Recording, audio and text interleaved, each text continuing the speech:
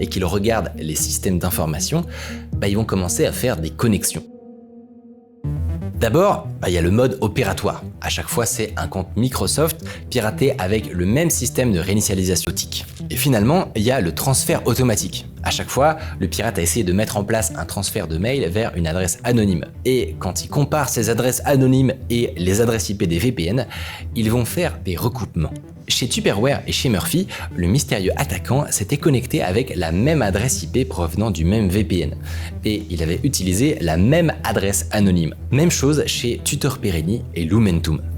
Alors à partir de là, pour trouver des indices sur l'attaquant, les enquêteurs sont probablement allés voir du côté des VPN. Mais comme on l'a dit tout à l'heure, notre ami avait pris les meilleures dispositions possibles. Il avait choisi des VPN commercialisés par des sociétés étrangères dans des pays qui ne collaborent pas avec les États-Unis. Il leur reste une deuxième piste, les boîtes mail anonymes. Les enquêteurs obtiennent des mandats pour accéder à leur contenu et ils sont capables de faire de nouveaux recoupements. Dans la première messagerie, ils trouvent un message émis le 22 octobre 2019 par la première société VPN, un message qui confirme la souscription d'un abonnement annuel. Dans la deuxième, ils découvrent dans le journal des logs que le 22 octobre, le jour de la souscription au premier VPN, quelqu'un l'a utilisé pour se connecter à cette adresse. Enfin, dans la troisième, ils découvrent une adresse mail de récupération, Lorraine